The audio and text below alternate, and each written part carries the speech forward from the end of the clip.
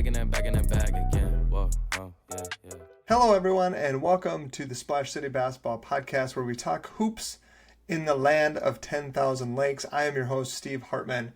Excited to talk to our guest today, Victoria Larson. She's a coach for the Timberwolves and Lynx Academy, as well as a former junior college player, high school coach, AAU coach. She's kind of done it all. She's got great experience and great insights, and we'll talk to her about coaching and playing. And then we'll get into a little bit of the Lynx as they wrap up their first half of their season. First place in the WNBA standings, Nafisa Collier comes back. They get a nice road win in Seattle tonight.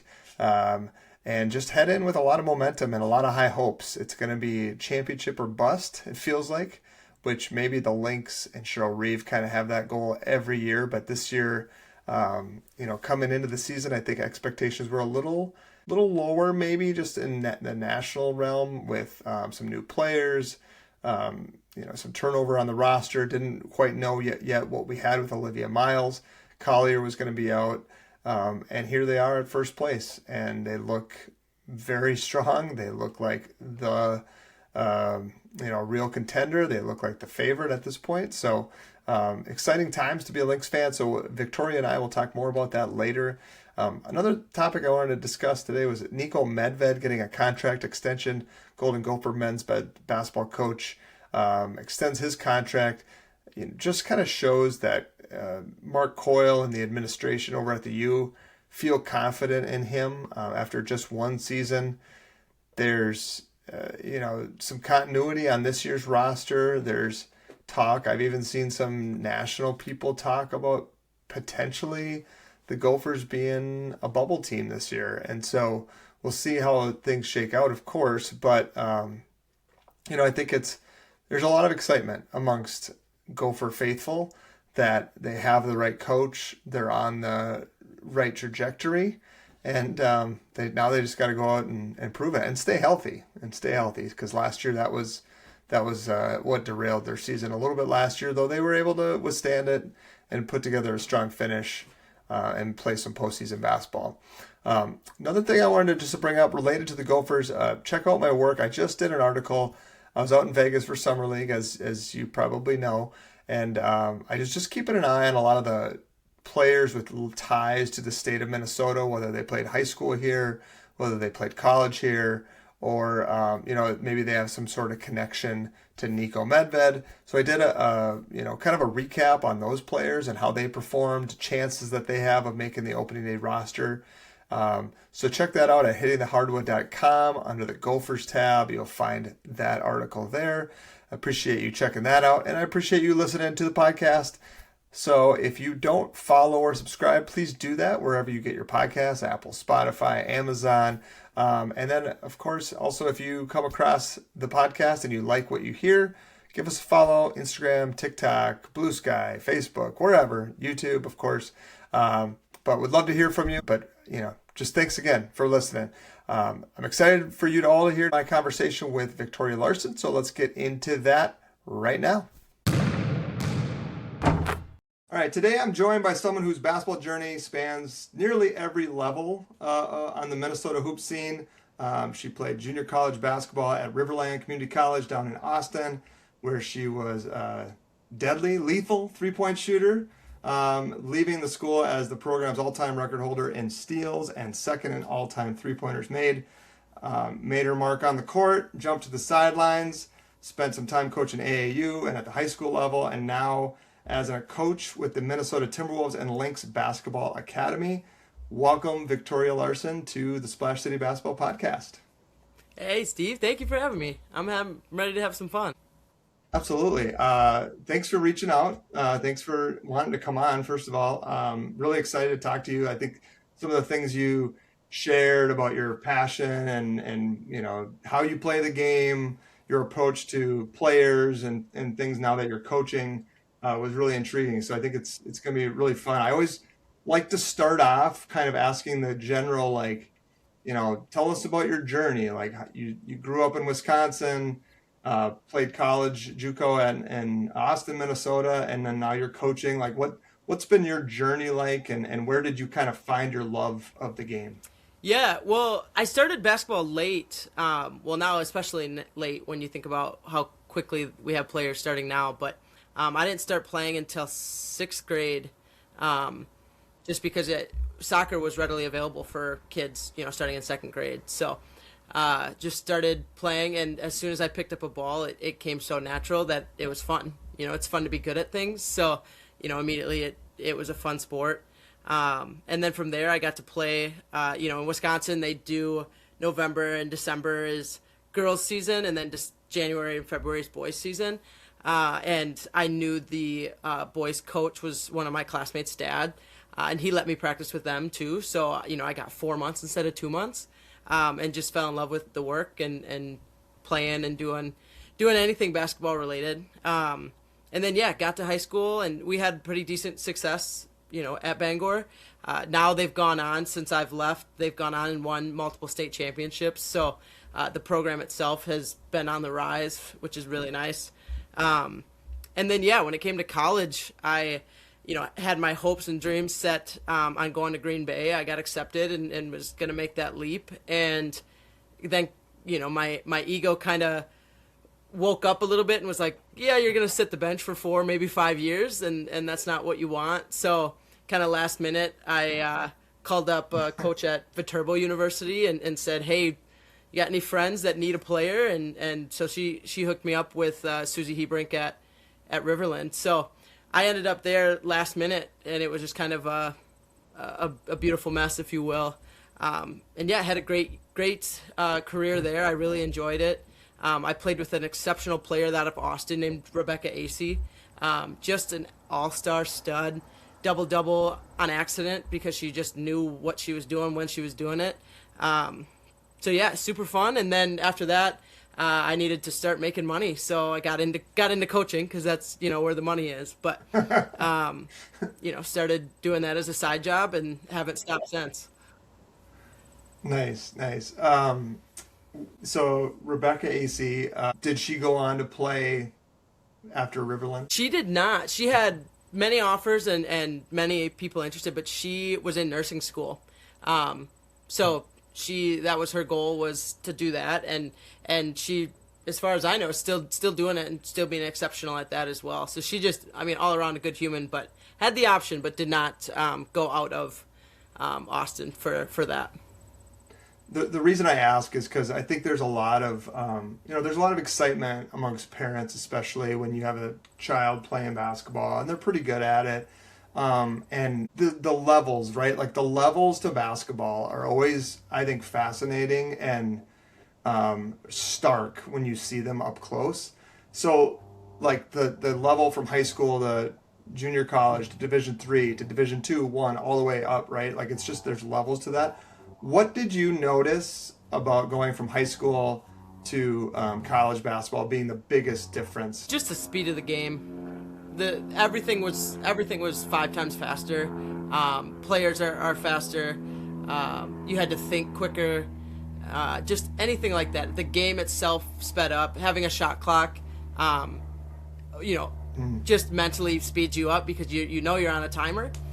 Whereas in high school, when I played in Wisconsin, they didn't have one, so we could play offense for 2 minutes. Whereas, yeah, once you start playing college ball, it's quick, it's fast, you're going up and down, and yeah, just everybody is there and wants to be there and is competing to be there. So that's what you're playing against every day.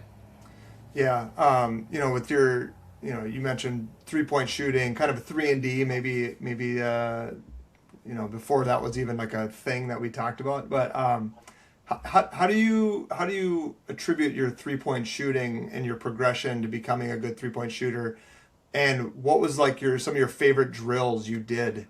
Was it just volume, getting shots up? Were there certain games, competitions you did that you loved, or that maybe you do now as a coach, like that you really enjoy? Yeah, I just loved shooting in all forms. Like when I first picked up the ball, I loved to dribble and I loved to shoot. So it made doing drills that much easier because it was fun. And when I realized there was more points if you went further back, I thought mathematically that made more sense. So I just started chucking them as soon as I started realizing that. And yeah, I thought it was I thought for me it just made that much sense because I was only 5'3", 5'4", so I belonged out there. I didn't have to work in the paint and get sweaty and bullied down there.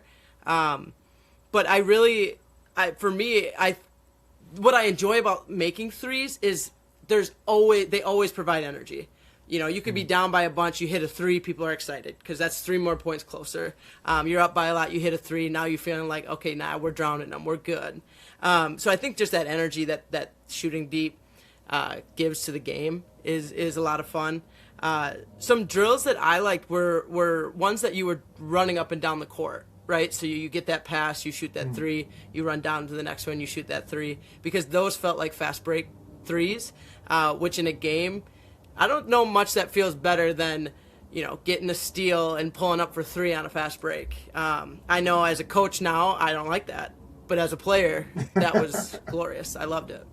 That's so funny because I do feel like that is just one of those things in the last 10 years that you never used to see. 3-on-2 fast break, it was always we're getting a layup or nothing. And now it's everybody runs out to the 3-point line. The guy with the ball is looking to spray it unless they're going to the rim. So that's funny because I do think that's one of those things that has changed in coaching and playing, that you almost kind of hunt for those transition threes now, where it used to be like a transition, we're trying to get layups or dunks. Mm-hmm. Yeah.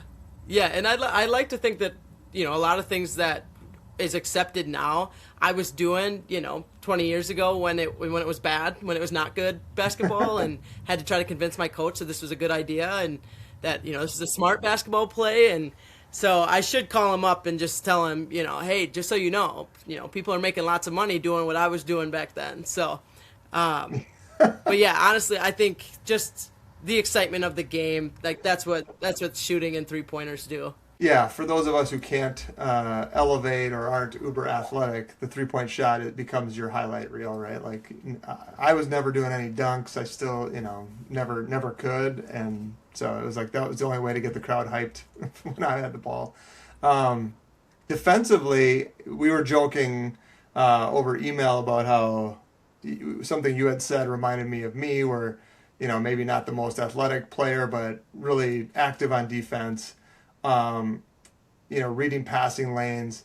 What part of defense did you, or as a player, maybe now today, but like as a coach, like what is it about defense that gets you excited? Like what are the elements of it that you think make great defensive players and teams? Yeah, I think it's just IQ, right? Like you don't have to be fast, you don't have to be quick, but just having a general understanding of the game. One big thing that I always emphasize for defense, especially for the guards, is getting that hand down when that crossover is happening. If they're not going to protect the ball, they're going to cross over right in front of you. Your hand's going to be right there, and we're going to get 2 points out of it. But I think, again, that was another thing that you never wanted to put your hand down because, then now you're in a bad position. But, if you can teach it in a way that gets their hand in the way with their feet still set for defense, that's a great way to get steals. And again, that's kind of a lazy way that I got a lot of steals, by not being quick at all.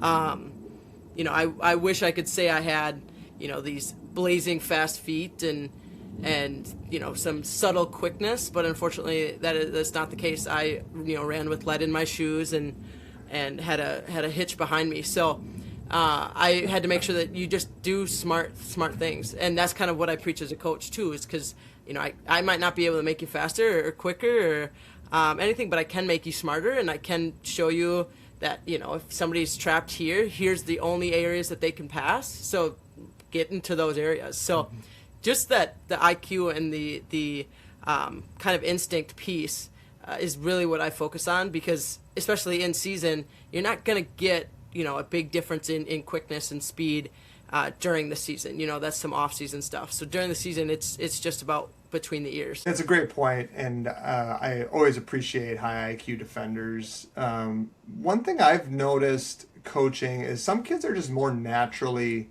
gifted. Like you said, you can coach some IQ. You can obviously tell kids where to play, what angle to take, what the options are, where the biggest threats are. But I still feel like some kids just get that stuff. Like they just show up in the gym and they're reading stuff.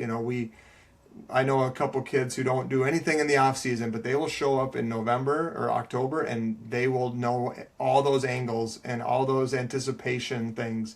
So how do you, like, from a drill standpoint or in a practice environment, beyond just placing the kids kind of where you want them to be, and is there other things you can do to increase that anticipation or that IQ that you've seen work? Yeah, I honestly, as awful as it sounds for the kids, but just incorporating math into it, right? So, sometimes, I'll put a kid in the corner and I'll put her on her heels and say, okay, throw it as far as you can, and we'll see where that ball lands. And then it's like, this is your general idea, right? Now we've cut the court in half. She can only throw it, a quarter of this, half.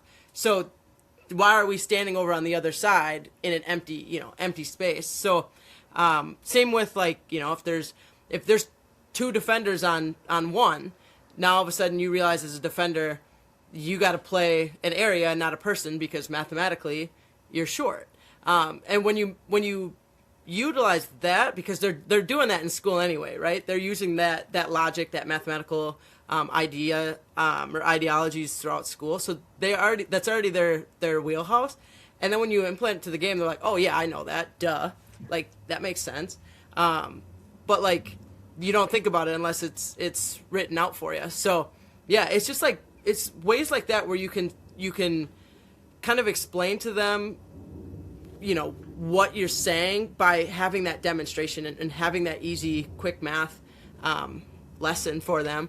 And then now all of a sudden they're like, oh yeah, I know. And it's like, great, we never have to talk about this again. You got it. And then, yeah, it's kind of imprinted in their head, and then they kind of get it. Yeah, that's a great call out. I don't know that I've gone that deep with math, but it makes sense, at least to me, who I've always been a big angles guy. Like, everything to me in basketball revolves around angles, whether it's cuts, whether it's defensive positioning, trapping, whatever it is. Like, it's all about angles. And so it's just another example of math showing up in the game. So physics to get the ball in the hoop, right? Like, there's so many components to it. So Absolutely. I mean, I should double check. Are you a math teacher on the side? Is there something we don't know here? Is that part of the deal?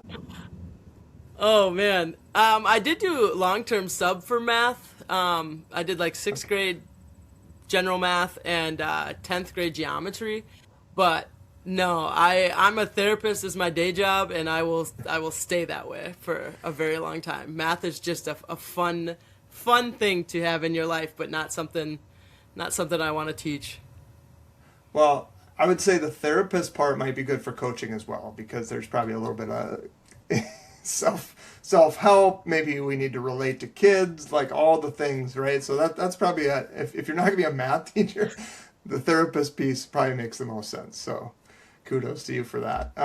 Speaking of like the kids, just in general, age group, I'm curious, not necessarily what's your favorite, because I'm sure there's different things that you like about different ages, but like maybe are there things that you were surprised about coaching certain levels against other levels? Like what's a third grader compared to a senior in high school, that kind of thing. Is there anything that like comes to mind where you're like, yeah, those middle schoolers, they can be a lot. Yeah, I would say a bit of a shock for me was like coaching, 7th and 8th grade girls and not realizing just how, just boy crazy, just, kind of obsessed with whatever's going on around them, and so focused on that you talk basketball and they're like, can we take a break? Like, can we just check like our phone? Can we do this?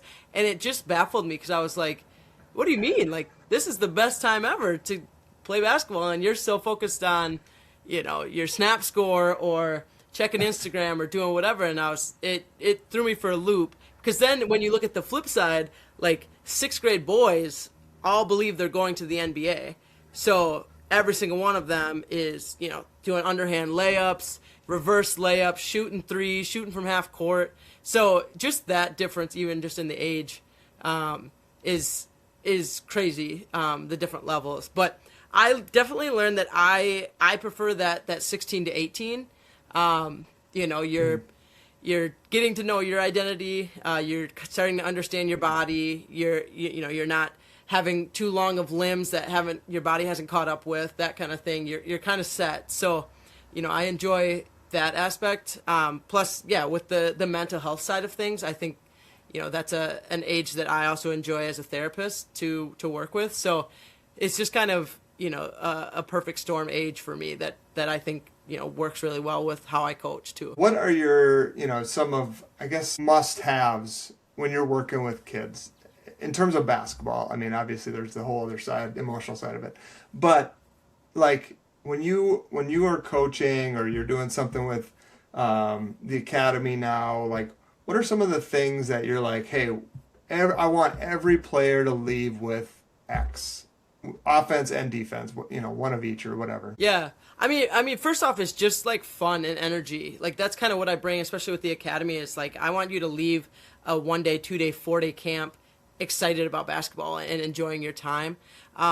Offensively, I think the biggest thing that most of the kids could probably tell you rings through their ears is pounding the ball when you're dribbling. When you're doing ball handling drills, you want that ball to go through the floor. It just gives you more control. It gives you a more understanding of how to control that ball.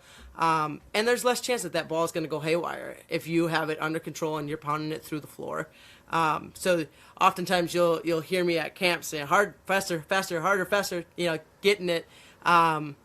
Just because a lot of kids are timid and just kind of bouncing and waiting for the ball to come back and whatnot. So I think that's a big thing for offense. And defensively, I really think it's just that idea of just being in help position and why you're there.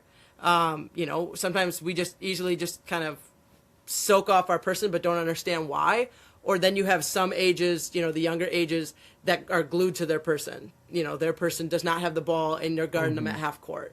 So it's just kind of really that understanding of you're in help for this reason. And then when they leave, they can say like, I, stopped the ball because I was in help position or whatever that may be. But those are just two simple concepts that I feel like I need to just have on my shirt to say so I can stop repeating them. And just they can have them read it. That's great. I agree on the defense. Like that's totally something I would harp on. Like shell drill is my favorite drill. And, there's different iterations. There's different ways to run it. There's different point systems you can have and all that stuff. But the pounding the ball is great, like super underrated. It's probably something like me as a coach of middle school boys the last few years don't talk about enough because I think you're right. There's a lot of kind of soft dribbles that I see. So I'm glad you pointed out. This is part of the podcast. I get to learn from all these other super smart people about basketball. So appreciate that. Of course. So I will be honest, I wasn't as familiar with the Timberwolves and Lynx Academy as I should be probably. My son hasn't done one of them.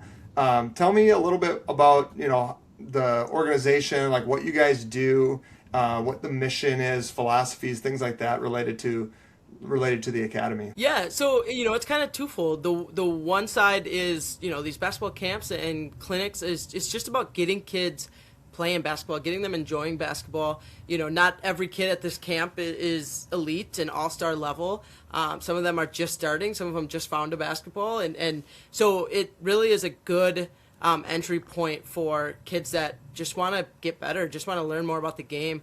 While still allowing opportunities for, players who maybe are at a high level that are looking to get, us another step further. Because we have, 20 coaches that have various backgrounds, including, professional playing, college level playing, high school playing, all that stuff. So there's just so much there for just about every kid. And I think that's what makes us unique is that we're not out just hunting, the elite. We're trying to, form a safe place to learn and enjoy basketball because we've kind of gotten away from that in youth sports is just, enjoying the game, learning the fundamentals, having fun with it.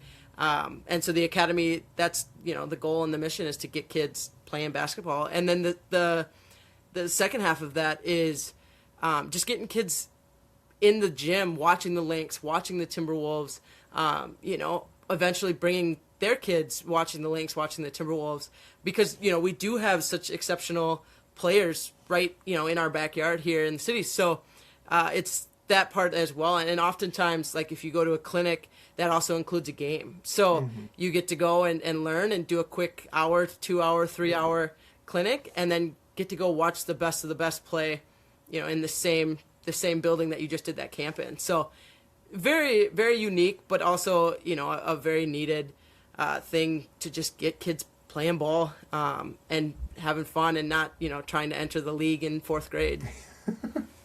Oh, come on. We don't want to dash their dreams quite yet. I will attest the Timberwolves and Lynx do a tremendous job of getting kids involved and bringing them to games. Like we've done the play at noon with your team, and then you go to the game at night, and it's just like they do so many great things like that. It's phenomenal. Quickly, for those listeners, the camps you guys do aren't always downtown at the training facility there, right? Like you guys go to different schools in different parts of the metro, I assume? Yeah, yep. So some of the camps are at the Target Center, and other ones are, throughout some of the cities throughout, the metro. So, this week we're in Blaine. We're at that athletic complex there, which is incredible. 2 weeks ago, they were in Shakopee. In 2 weeks, we're in Eagan at the community center. So just, trying to filter in through all of the small, suburbs of the metro, but trying to be able to hit so anybody has access to a camp. Yeah, I see like Rosemont, Eden Prairie, Eagan, Otsego coming up. So kind of everywhere. There's probably one close to you if you live anywhere near the Twin Cities. Check that out. TimberwolvesBasketballAcademy.com is where you can find information on that. Victoria, I wanted to end the conversation talking about the Lynx because you're a big Lynx fan. Today we saw the return of Napheesa Collier, and it is officially the WNBA All-Star break. And so let's start with Collier's comeback. She shows up today, hasn't played in months. She drops 24 and 10. She was huge down the stretch. Impressions, thoughts on the return of Fee? Just an exceptional player. You forget when players are out for a long period of time, you kind of forget the impact they have, right? You don't. The Lynx were already at the top of the standings, so you're like, what is Fee gonna do that's gonna help this team, right? That's kind of been some of the mindsets of the media or some fans. And then she comes out today, 24 points in 22 minutes. Like she just came out and was just exceptional. And I think that's, she's been runner-up for MVP 2 years in a row, was a defensive MVP 2 years ago. Like she is that girl for the W, and it's just what a perfect exclamation point to get her back in without the idea of having to play back-to-back games or anything like that. Get her in right before the All-Star break. Let's see how she heals. Let's see how she feels. But what an exceptional display of who she is as a player coming right back against Seattle. This is crazy. Kayla McBride's been on a kind of a tear lately. I know we talked about her a little bit briefly with her shooting not always being most fundamentally sound, but is she one of your favorite players? I would assume as a three-point shooter she's got to be. Yeah, and what I like about her is, she's so unorthodox, but it's just one of those that you just enjoy it because it goes in. And those are the kind of players that, for me, because I also had an unorthodox shot, but nobody wanted to change it because it worked. And so when I see, players like Kayla, I'm like, yeah, absolutely, you shoot that dang ball. But I honestly, my favorite player is Courtney Williams for a similar idea, but just, she cannot miss from mid-range. She's just absolutely pure. And I think for me, it's a little bit of jealousy on my end that I have to love her because otherwise I would hate her, truly. But it's just anytime that she stops and shoots, I'm like, well, there's two. She's one of those players that you will look at a box score and be like, she didn't play very well. But then when you watch the game, you're like, she's just doing so many good things, whether it's just facilitating, moving the ball, getting the ball to the right, like even in today's game, you see a lot of poor entry passes to the post, and like Fee was just catching everything comfortably. She's making her move. Like, I don't know. You probably know this too. Like as a coach, you just see things and you're like, that is not a highlight. You'll never see that on SportsCenter, but man, that's just a great play to set the team up. Yeah, and that's honestly, that's so often you see with the Lynx is they have so many plays that nobody will think twice about. But the winning teams, that's what they do. And I even think like one thing that I love about the Lynx and especially Coach Reeve is she doesn't coach. Like, she doesn't overcoach. You'll see that a lot, especially in the W, is you'll see coaches just yapping all game. And Cheryl's just not that way. She very much coaches on instinct. And, if a player goes up and says, oh, what should I do? She doesn't tell them. She says, well, what do you think? And then she'll go with that. And I think, that's something that's why you see so many good instinctual plays that look natural, look fine, don't look, like they're going to end up on the SportsCenter top 10, but win games. And that's why they're, top of the league right now and without their star player. Yeah. I mean, the fact that they have been in first place basically all season, didn't have Fee, didn't have Dorka for much of it. Like, she just, I was talking to Cassidy Hedesheimer from the Star Tribune about this a couple weeks ago on a pod too, about how just the fact that she's the GM, so she gets to pick the players and she knows what she's going to get. They know the expectations. She's getting people who've played for her before. There's just this like calmness about this group that is really astonishing. And I think, Cheryl Reeve she's just an unbelievable coach. And like from having 4 superstars, managing egos and shots when they won their first few titles, now they're just this consistent power. No matter who's in the lineup, no matter who's hurt, they're getting it done. What like this year, I know there's been some like frustrations maybe with the defense, but they're still scoring a ton of points most nights to overcome it. If you thought there was maybe a weakness on the team, especially now that Collier's back, what would you say is the biggest potential that could trip them up? Yeah, I would definitely say defensive rotations, but since you already said it, I'll try to think of another. But I do think like just transitional offense consistency might be something to pay more attention to. Maybe now with Fee, it'll kind of shore it up. But sometimes they get a little rushed, they get a little panicked. It seems like trying to do too much, whereas they're so good in the half court that it's okay to pull that ball out. And so I would say that's an area that now maybe with Fee will calm that down and maybe get better buckets, but also to make better decisions on the fast break. So yeah, definitely defensive rotations. You see that a lot, especially when the bench comes in. You're seeing a lot more of that. And as they start to figure out what that rotation looks like now with Fee, I think that's only going to shore up with especially with Coffee coming off the bench. Right. I was just going to say Coffee was the one that moved to the bench with Collier coming back, which, you don't even just get the bonus of Collier back. Now you get a better bench in theory. Like, it doesn't always play out perfectly because roles and all that and fit with who you're coming off the bench with. But in theory, that should be the case where now the bench even is stronger because you have someone who started, 20-some games already coming off the bench. And Nia's been, playing very well this year too. So it should help shore up that depth in that lineup a little bit more even. Yeah, and she's one of those that I think, could be the poster child for the Lynx this year simply because she does a little bit of everything and a lot of things don't show up on the stat sheet. Mm-hmm. She is boxing out, and so she might not be getting the rebound, but she's the reason they got the rebound.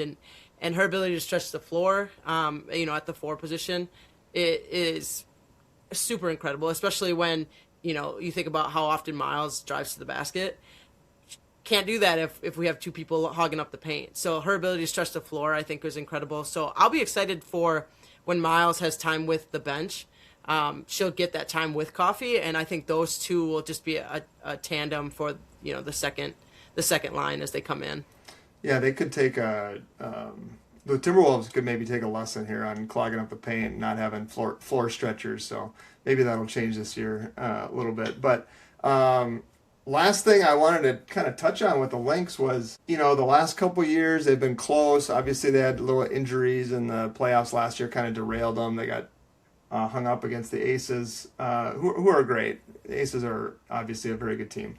But this year does kind of feel like one of those pretty big disappointment if you don't win the title. Do you, I don't know how much you're around the facility or the team, but I'm just thinking is that pressure going to be a lot for them because you've been in first place without your best player, and now she's back, and now the expectations are that you're going to win the title and break through, and Collier needs kind of her moment to be one of these stars, even though she already is, but until you win that title, you kind of feel like you're always reaching for it. Do you think there's some added pressure going into the last half of the year? Yeah, I do think there is some there. I think because they came into the year, people were kind of writing them off as 6, 7, 8 seed team.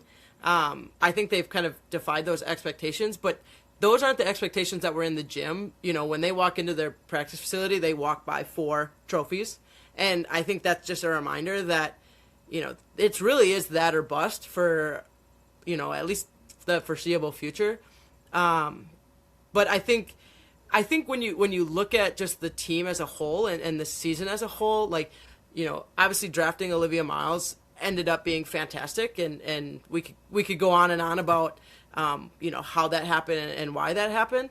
But there's just been so many things that people are like, oh, this is how lucky for the Lynx, but a lot of it, as you said, with Reeve being in charge of who she wants as players, they have this down to a science. And so, yeah, it's when it comes to playoffs, if they can stay healthy, yeah, it's championship or bust for sure. Yeah.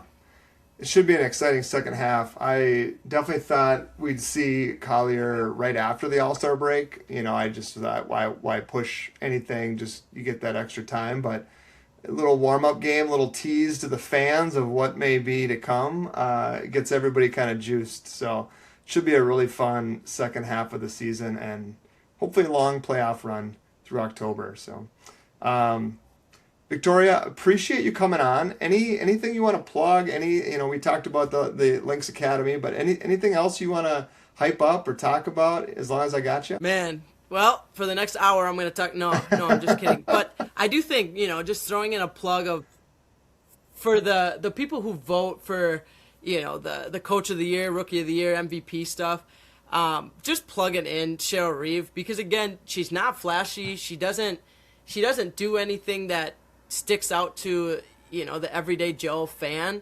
But this woman is one of the, if not the greatest coach of all time in terms of just her preparation for the game, her ability to utilize players within the game, balancing egos, all those things that people take for granted, honestly. And she's been doing it for so long that people just, it's almost just her baseline is too high to get credit for anything. So that's kind of my plug is get this woman her votes for coach of the year, because, just because the Lynx are used to being on top doesn't mean that the coach isn't the reason they're there. So I think, yeah, that's a big thing. And I think that adds to of the conversation regarding first pick, second pick has been huge around the WNBA, right? With AZ Fudd going to Dallas and that obviously pushing Olivia to the Lynx. But at the end of the day, I bet Olivia's, thanking all her lucky stars that she got the opportunity to be here, because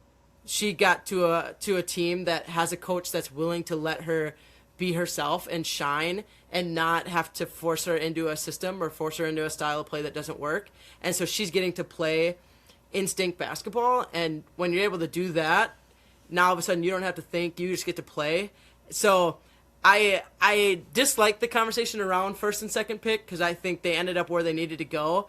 But I don't think Olivia Miles is complaining that she didn't go number 1 when she gets this opportunity to be with the Lynx. Yeah, I mean, we went quite a few minutes talking Lynx and didn't talk about her.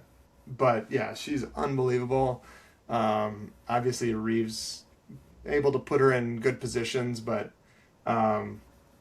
it was so funny because a couple of weeks ago, I think when I did have the previous discussion on the Lynx, it felt like Olivia Miles was so far ahead of AZ Fudd in like Rookie of the Year conversation that I had to look up AZ Fudd's statistics, and I'm like, oh, she's having like a pretty good year, because it just felt like she was terrible because the disparity between the two has grown, at least here in this market. Obviously, we're probably a little biased, but Olivia Miles is just doing so much, driving the engine of the first place team, and putting up big numbers, and doing it and with a little flash and a little fun, and like, I don't know, it kind of surprises me that how good AZ Fudd is still doing, but the conversation's just like, I don't know if it's over, but it certainly feels like it's Rookie of the Year Olivia Miles for sure. Yeah, it'll be interesting now with Fee being back, how that impacts Miles' stats. I think her assists might go up, but I think, maybe rebounds and points might go down. So then you might be looking at the end of the year, her and AZ Fudd have similar stat lines. But yeah, it's about that impact and what they're doing on the game. But yeah, I think the thing is, and this is not a slight to Miles in any way, but I don't think that she would be having anywhere near this season in Jose Fernandez's Wings team system. They simply don't run a system that would have allowed her to flourish by any means. They do a lot of pick and roll and kicks, not a lot of driving, to the hoop, that sort of thing. So I feel like she might have even struggled, within the Wings organization. And then I think like AZ Fudd being on, Minnesota, if we were just flip-flop them, her and Courtney Williams would be absolutely, mid-range madness. But who's bringing the ball up, who's, controlling the offense, all that stuff are questions too. So, that's what I mean when I say that they both ended up where they needed to be. That it's hard to sit and be like, oh, well, she should have been number one. And sure, if you want, but you wouldn't have nowhere near the capabilities that she's able to, showcase right now if she was. So, yeah, I love both the players. I think they're both so fun to watch. And honestly, just how great of something to fall into the Lynx's lap as somebody like Olivia Miles when they needed a point guard, and she was on the board. Yeah. Just to finish on Reeves, last year I think I had done a podcast on one of my first ones, and I had talked about Cheryl Reeve being one of the top. I think I was essentially arguing that she could be the third best professional coach in the United States in the last 30 years when you look at her resume and everything. And I got some pushback from that because like the day after I published that, she got tossed from that playoff game. But now, like, Hall of Fame, wins leader, she was already postseason wins leader. Another title, if she gets a fifth title, like, I mean, she is, I know the league didn't have a ton of teams 20 years ago, but I mean, there's plenty of teams now. The competition's high. The women's game has come a long way. So, I mean, Cheryl, to your point, plugging her as Coach of the Year, like, it would be pretty hard to argue if they get first place and they miss their best player for half the year. So Cheryl Reeves kind of a one-on-one at this point. Yeah, no, you are absolutely right. And I think longevity speaks so much to it as well. Like, coaches don't get a long shelf life anymore. And the fact that, the Lynx have stuck with her for as long as they have, with the ups, obviously 4 championship, but there's been a couple down years. Mm-hmm. And obviously, the shortened career of Maya Moore, having this idea that, there's going to have this franchise player for, decade and a half. They've just rode with her, and they've had confidence in her, and it's just shown. And yeah, just recently getting the most wins, how do you argue with that? You don't win by accident in the league. So mm-hmm. Yeah, it's definitely one of those things that I wish she would get more credit, but I also enjoy that she does fly under the radar, because it just gives, more fuel to the fire for this Lynx team for sure. Yeah. Well, we'll end it there. This was a very fun conversation, Victoria. Appreciate you coming on. We covered everything from playing, coaching, Lynx. It was great. Lynx Academy, just again, TimberwolvesBasketballAcademy.com if you are looking for a place for your child to play, get into a camp. Coaches, a lot like Coach Larson here, excited to work with your kids. So, Victoria, appreciate you coming on again. Thanks a lot. Yeah, thanks, Steve. I hope you best of the rest of your year. All right, that is the show for today. I appreciate Victoria Larson from the Timberwolves and Lynx Academy coming on to talk hoops, to talk about playing, coaching, everything to do with the Lynx this season, and her thoughts as we head into the All-Star break. Looking ahead, I'm going to have a little bit of a feature on the Twin Cities Pro-Am. I'm excited to have a guest on related to that. So check that out next Sunday. Probably we'll drop that Sunday night, Monday. But I'm looking forward to that episode because I've been intrigued with the Twin Cities Pro-Am for a few years now. And I think it's just a great way to watch some high-level basketball. So excited for that conversation. And much more to come this summer. Thinking of we're almost to August, and this is kind of the dead period, I would say, for basketball content and analysis. There's not a lot of games to watch other than WNBA, but we're going to be in September before you know it, and that's when NBA training camp will open up. Colleges will start filling in October, and we'll be back at it. So appreciate you sticking with me all summer. It's been a blast. There's lots more to talk about. I might even try to get a recap of the AAU season with some of the contacts that we've had on before in the AAU space. So kind of want to hear how their teams finished up, how the season went, any changes or exciting news that they might have. So we'll maybe consider that too. And of course, we'll keep an eye on everything related to Timberwolves, Lynx, and Gophers throughout the rest of the summer. And with that, this has been the Splash City Basketball Podcast. Back in that bag.